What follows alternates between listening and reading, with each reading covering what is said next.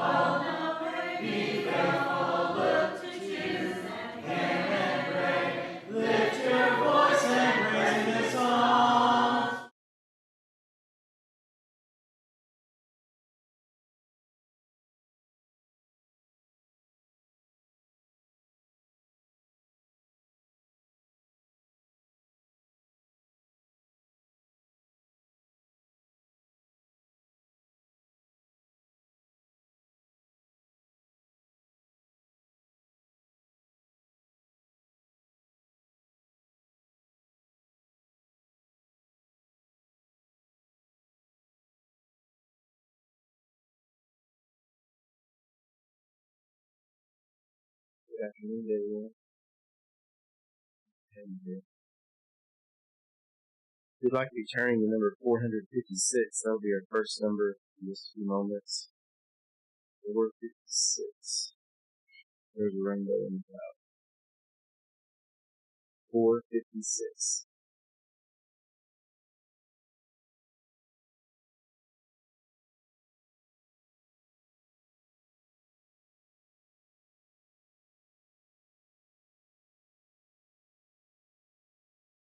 As far as we know in the prayer list, not many changes. I know that Sue had mentioned that her sister Jane had tested positive for COVID. She's had to be isolated and can't visit her, so maybe before too long she'll be able to return to her room.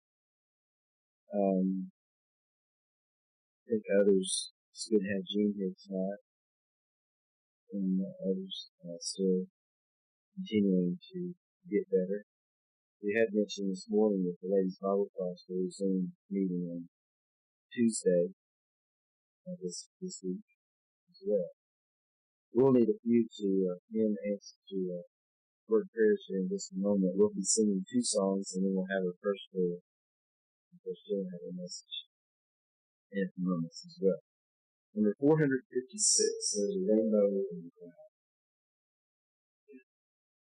As I journey here in the twilight years, there's a rainbow in the cloud. He will safely guide us out. There's a rainbow in the cloud. There's a rainbow that is shining. There's a rainbow in the cloud. When our race is run and the victory's won, there's a rainbow in the cloud. When the way seems dark and the night goes on, there's a rainbow in the cloud. When my way grows drear and no friend seems near, there's a rainbow in the cloud. There's a rainbow that is shining. There's a rainbow in the cloud. When my race is run and the victory's won, there's a rainbow in the cloud. When the storms all pass, comes a brighter day. There's a rainbow in the cloud. In that city fair, there's a crown to wear. There's a rainbow in the cloud. There's a rainbow that is shining. There's a rainbow in the cloud. When life's race is run and the victory's won, there's a rainbow in the cloud. Sing that little bit low so we can transport the wind to some place. So we'll keep exercising that option. Number 475, glory to his name. 475. 475. All of this song. Down at the cross where my Savior died, down where the place he was sin I cried, there to my heart was the blood applied. Glory to his name, glory to his name, glory to his name. There to my heart was the blood applied. Glory to his name.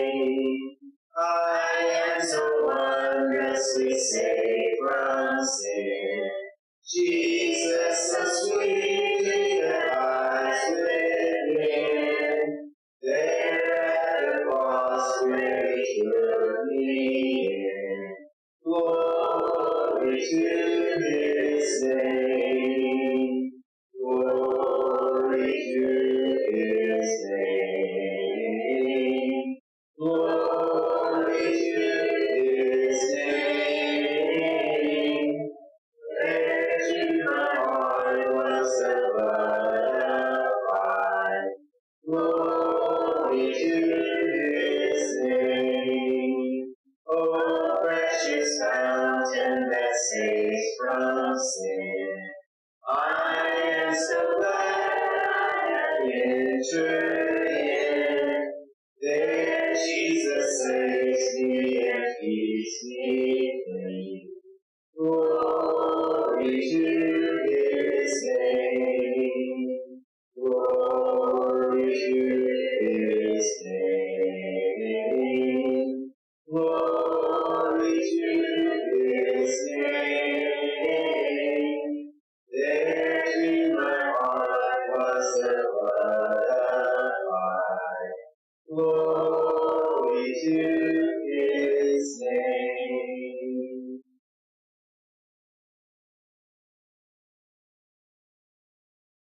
Heavenly Father, we approach that throne of grace that is having a prayer. Give you thanks for a beautiful day. As we approach or have entered the new year, we ask your blessing upon us as we make those resolutions of how to be better, do things better. Help us to stick to our resolutions. Help us always to draw closer to you. That we might learn a deeper knowledge of your word. We put that word in practice. Forgive us where we fail you. Continue to walk with us day by day. Help us to remember those who are sick, pain this time. Bless them as you will. Be with our visitors that we had this morning, those that may be traveling. Give them safe trips. Be with our young adults, school children as they get back to school this week. Keep them safe. Heavenly Father, we thank you for Jesus, the sacrifice He made for us. We thank you for your Spirit.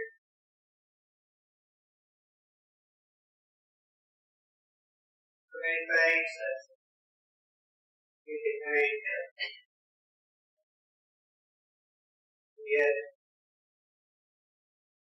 there's so much to be thankful for. We sometimes lack it in our faith. Continue with us now as we join this all church together. As we listen to tonight's lesson. All these things we do ask in the name of Jesus. We'll turn to mark your books, number 671. We'll use that number after the lesson as a song of invitation and encouragement, pure and heart of God. 671.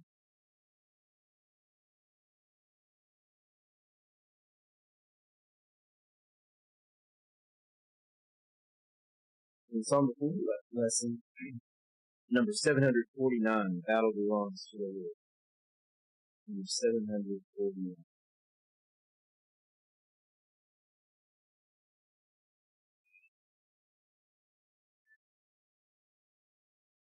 If heavenly army will enter the land, the battle belongs to the Lord. No weapon that's fashioned against us will stand. The battle belongs to the Lord. And we sing glory, honor, power and strength to the Lord. We sing glory, honor, power and strength to the Lord.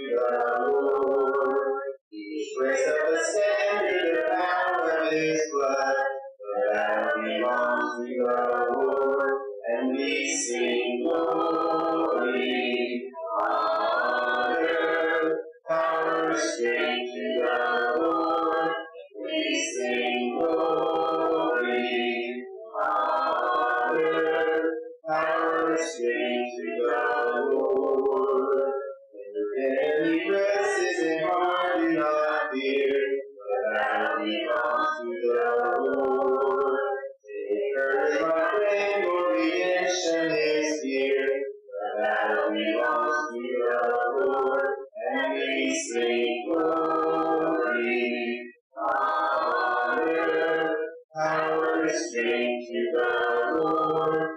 We sing glory, honor, power, and strength to the Lord.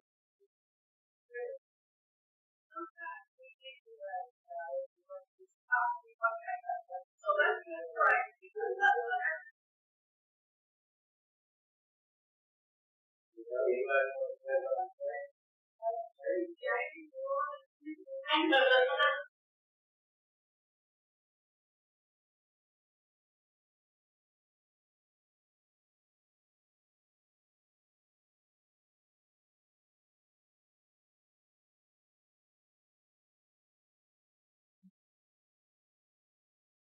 Good evening. Good to see everyone. Yeah, Haley can do it. We used to, in the church in North Cobb in Georgia, occasionally I'd be asked to lead singing on Sunday evenings for the Sunday evening rotation. So I would practice my songs as she would drive. And so I'd be picking out the songs. It was about a 35-minute drive from our house to church. And so I'd practice the songs. And of course, needless to say, they had some really good bass singers in the congregation. So I'd pick some bass leads. And so while I'm practicing, obviously someone has to sing something. And so Haley can do it. She just naturally goes into the bass occasionally. So, that works fine too. So, it is good to be here. I mentioned it this morning. I talked to Richard about it. We've got a rare occurrence this year. We will be here on Sunday 53 times this year instead of normal 52, because today's the 1st, and Sunday will also be the 31st of December. And that only happens when it does this. And then Richard did remind me that occasionally it hits just right on leap year. You also get that occurrence, even if it is the 1st. But it's a rarity, so let's enjoy having an extra Sunday and maybe what we can do with it. Same lesson that I handed out last week. Number 16. Yeah, Jacob and Esau, 16. Apologize about the sound this morning. Those that listen to it on the screen, it was lacking. There should be still some left. There was when I came in.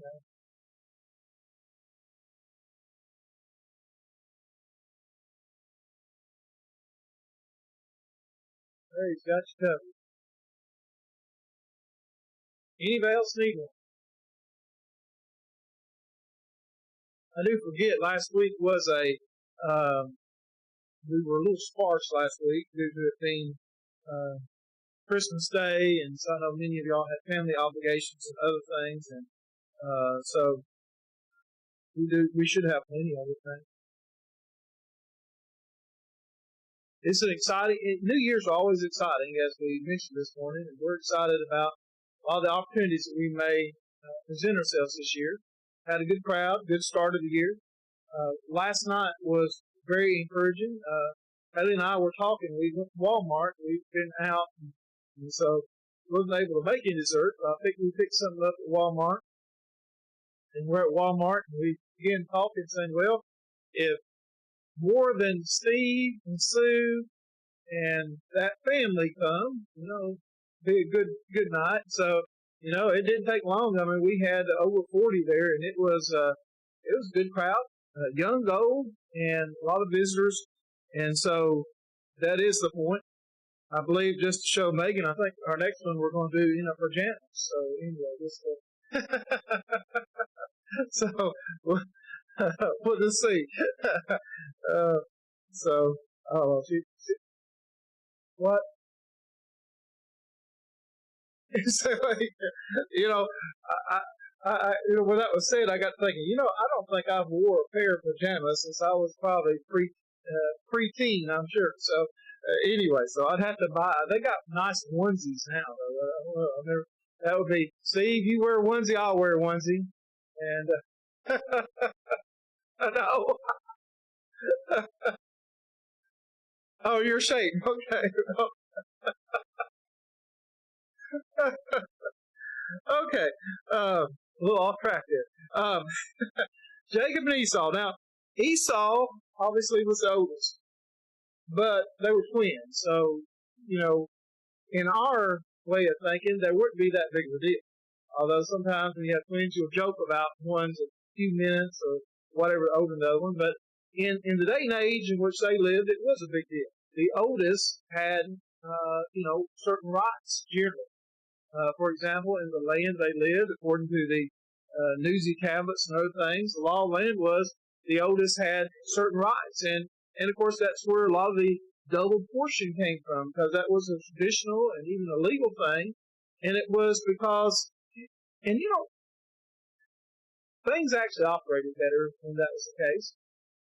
Families had to take care of families. You didn't have government to depend on. You didn't have Social Security. You didn't have other things. And so basically the eldest child, eldest son, would be responsible for taking care of the parents.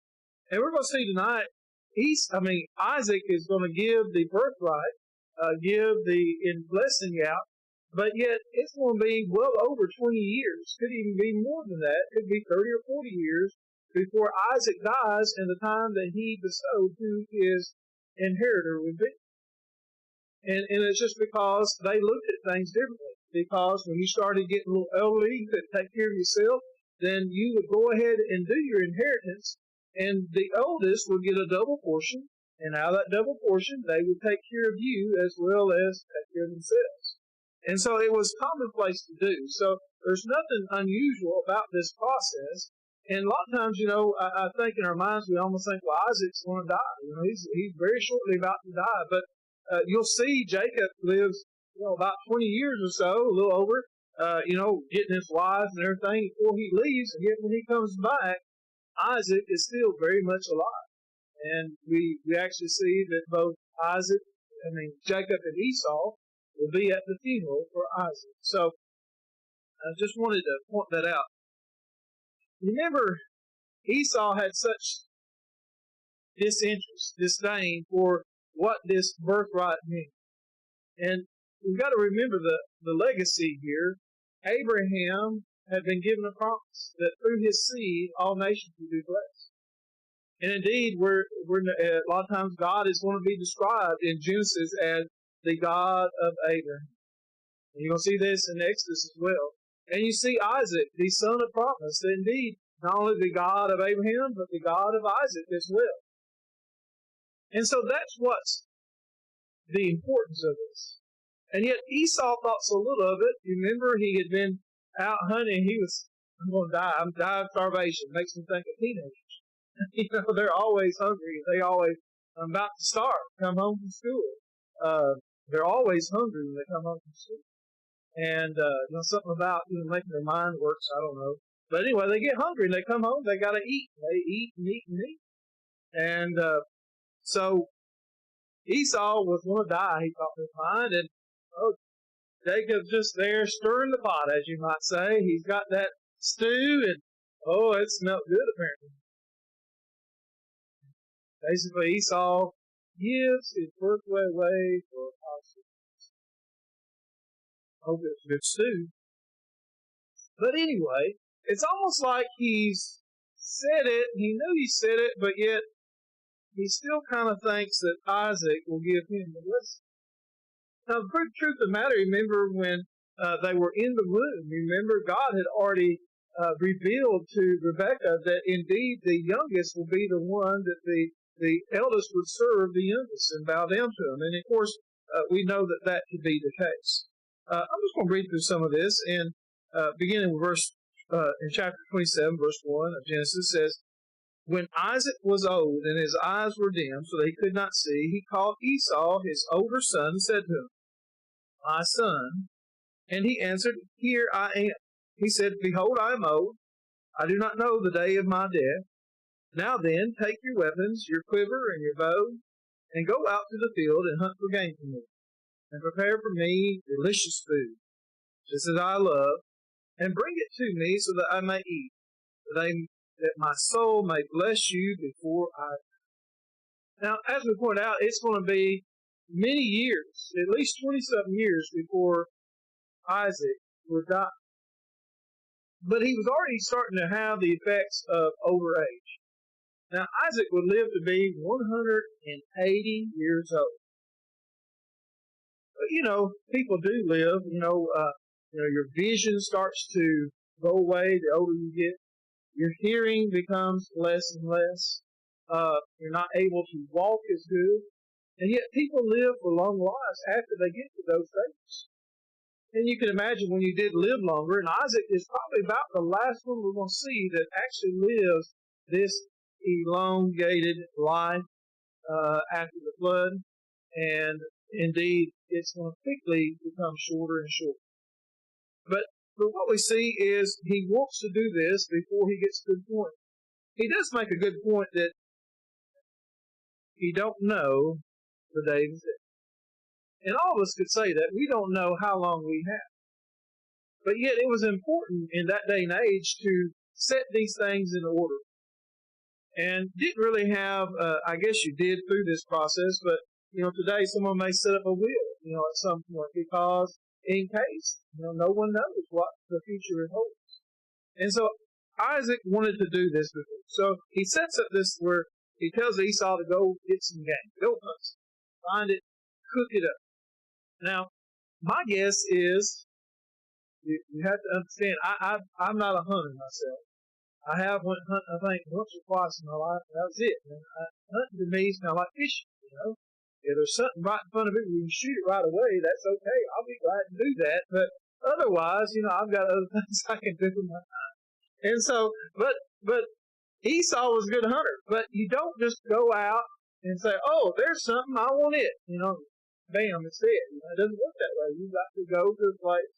You've got to wait and wait and wait and wait. And then, after a while, something come across that you can shoot and kill.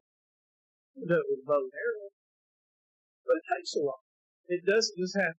And then you've got to prepare the food. You've got to clean it and then all that, what kind of food you got, what kind of game you got. And it takes a while then to cook. So this would have taken several hours at very least. So he's sent on this task. And of course we know what takes place. We know that in verse 5 it says, now Rebekah was listening when Isaac spoke to his son Esau. So when Esau went to the field to hunt for game and bring it, Rebekah said to her son Jacob, I heard your father speak to your brother Esau. And before we go on, remember what we learned about last week, if you weren't here.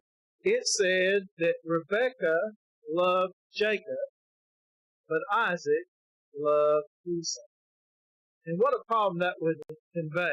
Isaac loved the fact that Esau was a hunter and a gamesman, and he would, was rough and tough, you might say. He was a manly man, you might say. Jacob was a little bit more of a thinker, I guess. And so Jacob, Rebekah loved, but Isaac loved Esau. So she said, I overheard this. Now, notice how they both conspire. And by the way, this wasn't right to do this.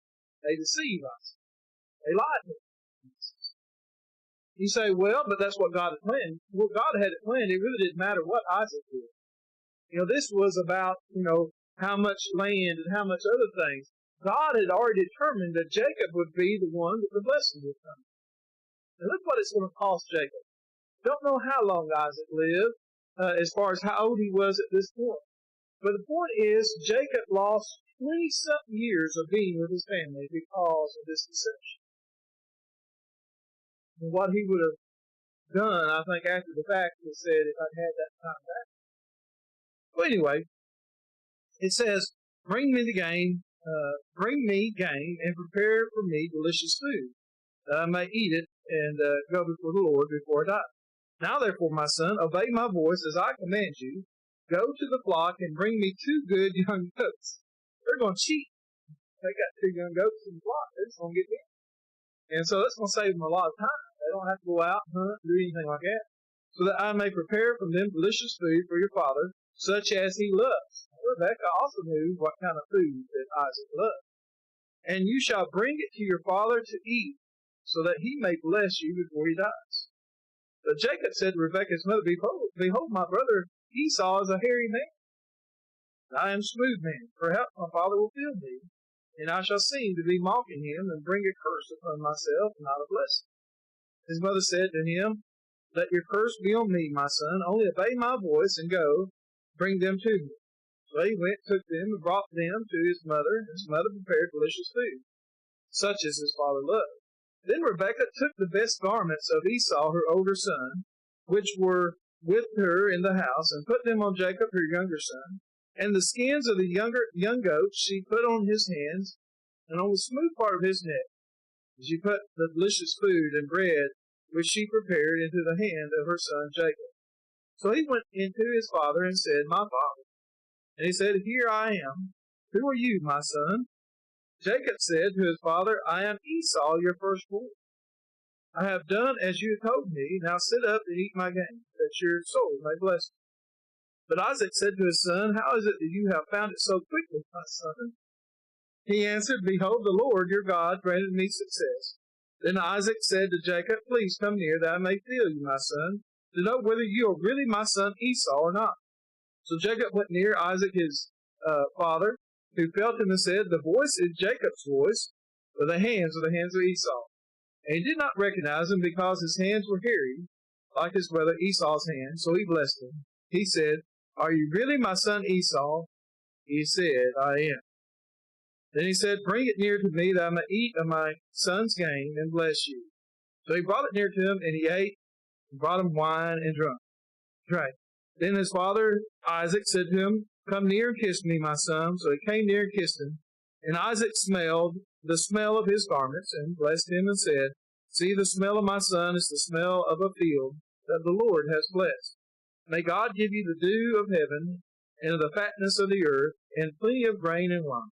Let people serve you, nations bow down to you. Be Lord over your brothers, and may your mother's sons bow down to you.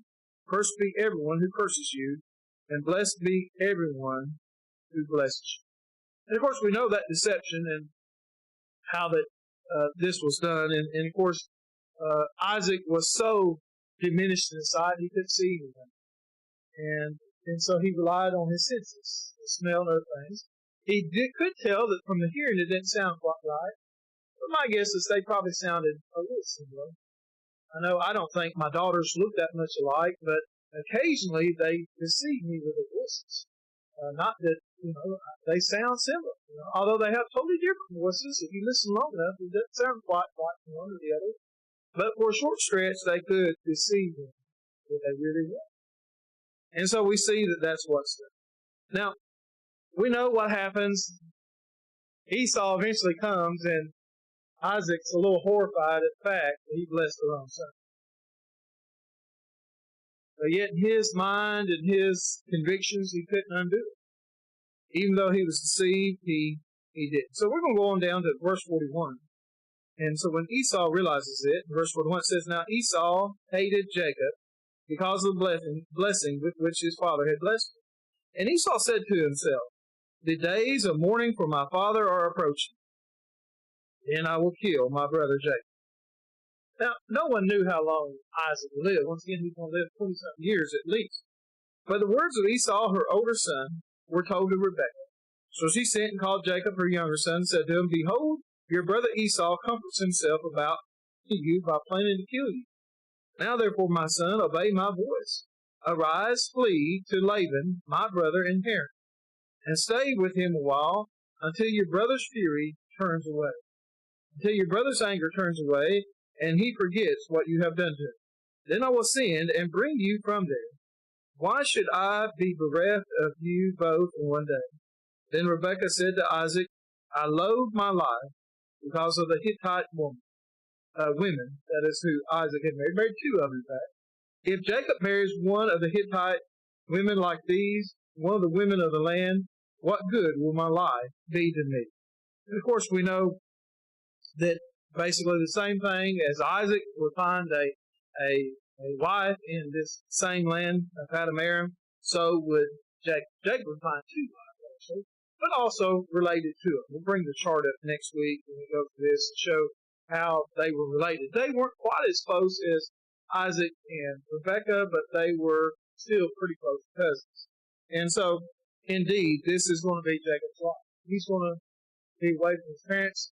Once again, I want to point out, this was day and age when you didn't even have letters that you could send. You didn't have, obviously, Facebook or Instagram or video chat or anything like that. So he lost those years because of this deception. I wanted to reflect on Esau. And we're going to see Esau, indeed, 20-something years, he no longer wants to murder Jacob. But I think he was pretty angry at this point to do that. Esau was not a righteous man in the sense that we see Jacob. Esau's, one of his big problems is the women he married. Now, one of the things that talks about, God hating Esau and loving Jacob, we need to, I think in context, most of those times what you see is it's really talking about the people that sinned. Remember, Jacob's going to be renamed Israel, the Israelites, and that would be God's people. Yet Esau, though they were somewhat close cousins, they were not known for being righteous. In fact, the other way around. And so as a result, God hated what the children of Esau became, but he loved the children of Jacob because, indeed, those were the ones that served God. But we can't dismiss the actions of Esau. And so, if you want to, turn with me to Hebrews chapter 12.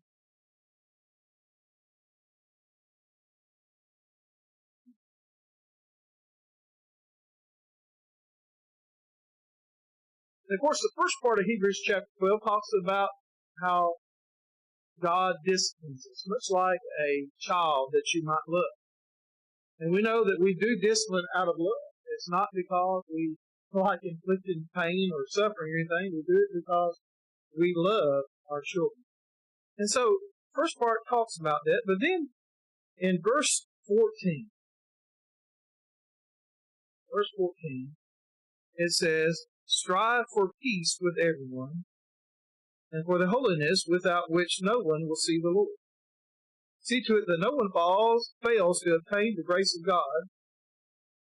If we can obtain that grace, it's not just something automatically that we get. "That no root of bitterness springs up and causes trouble, and by it many become defiled. That no one is sexually immoral, fornicator, or unholy like Esau, who sold his birthright for a single meal.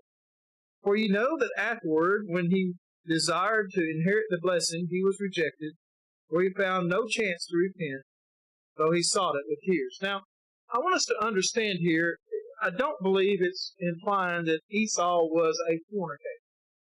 That really is not the point. But he was unholy in the sense because he gave up something that was so precious.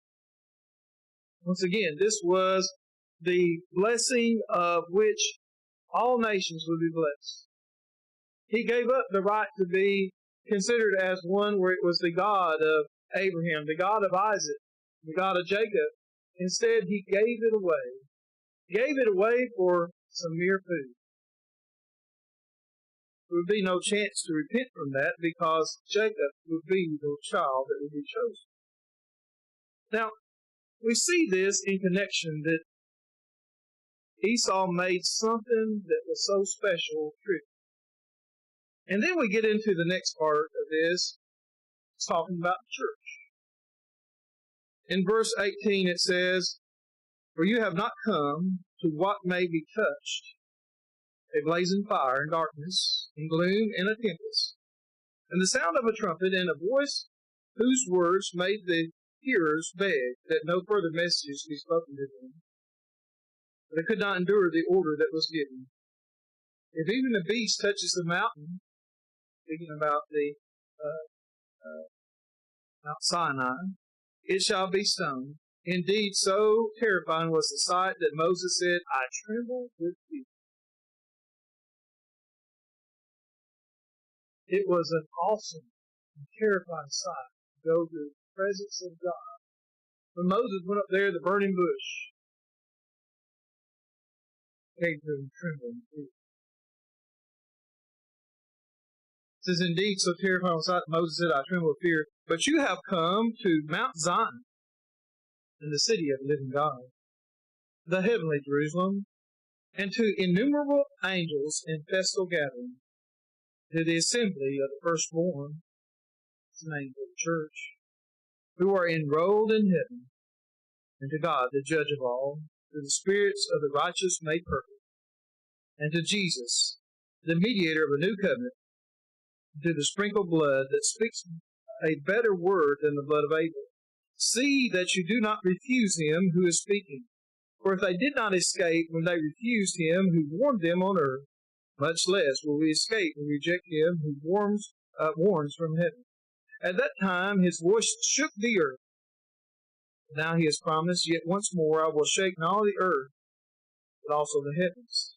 This phrase, yet once more, indicates the removal of things that are shaken, that is, things that have been made, in order that the things that cannot be shaken may remain. Therefore let us be grateful for receiving a kingdom that cannot be shaken. Thus let us offer to God acceptable worship with reverence and awe. For our God is consuming. Esau took this rod of his blessing privilege. It meant nothing to him other than me. How trivial are we with the church? Moses, at the burning bush, it was something that he came to with fear and trembling. The church, the kingdom. We have much greater access to God. We have access to God anytime. We come together as church, we commune with God. And unlike anything else, this kingdom, this church, not only will the earth shake from God's presence on that mountain, but the whole heavens, everything will be dissolved one day, and it will be shaken apart. Except church, kingdom. We come together as church, we have a privilege to worship. It's not a trivial time. I feel bad for those who don't attend on Sunday evenings or come Wednesday. It is such a special opportunity to come with reverence and fear of our awesome. Don't ever take it lightly what benefits we have, what blessings we have. Now that we have blessings even far greater than what Jacob or Esau had. But we've seen what happened through our faith, that Jesus Christ came. He indeed did bless all nations. We can be cleansed from those things. I don't know what your status is tonight. If you're not a Christian, why not become one? Because one day this earth will be shaken, the heavens will be shaken. Everything we know will be gone. We'll stand before the judgment seat of Christ. We'll have to answer for what we've done in this life. Are you a Christian? Paul was told there's urgency to become one. Rise and be baptized and wash away your sins. Paul in the name of the Lord.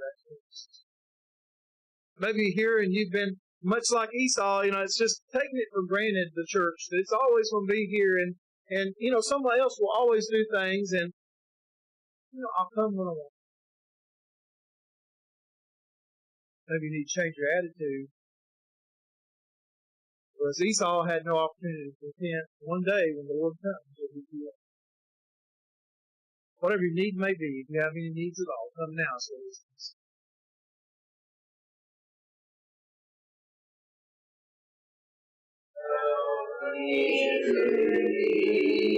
May I give all my life wholly to Thee. Wast Thou my wayward feet? Guide me with counsel sweet, pure in heart. Help me to be pure in heart, O God. Help me to be that by Thy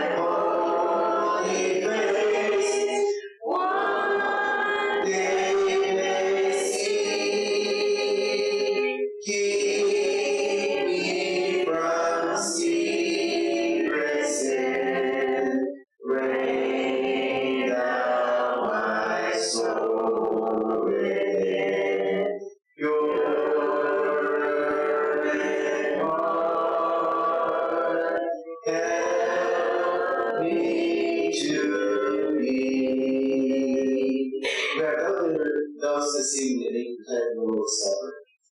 Yes, it's good to see you, Ron.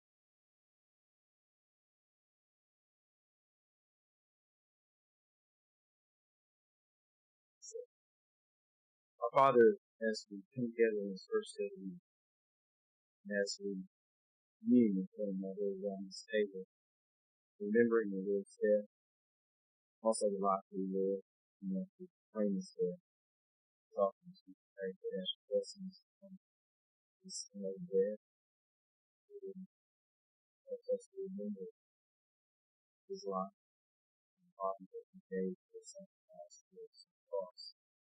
Bless those who pray in Jesus.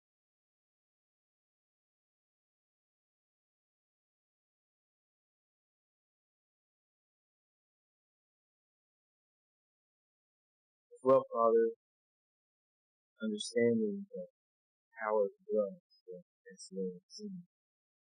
And as we take the food and wine that Jesus instructed us that we remember His blood and covenant, and that from that we do have that saving grace of having forgiveness of our sins. Help us, Father, to take the manner that is well pleasing as we discern the blood of Jesus. For it's in His name that we pray. Amen.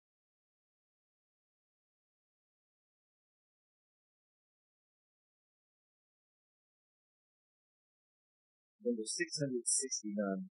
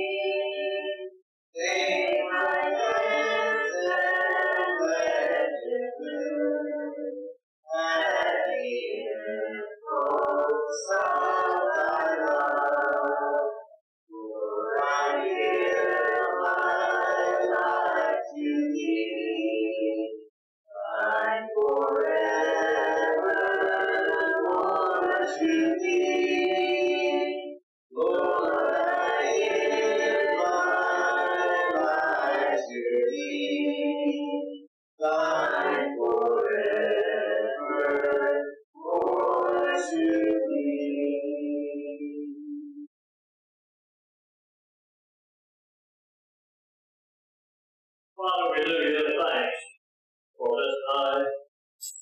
If we were to try to count the blessing that you've given us, it would be impossible.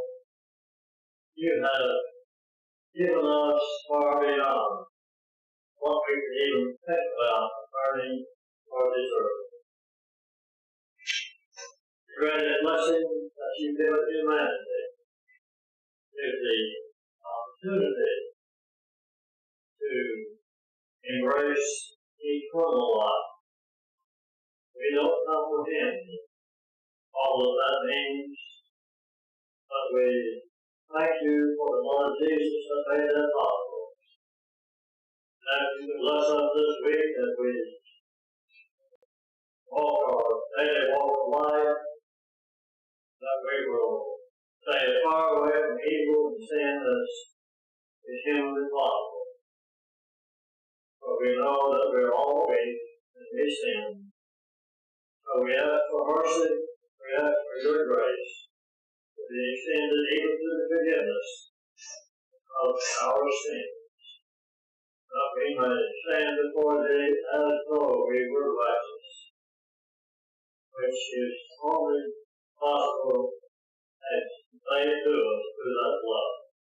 All this we ask in Jesus'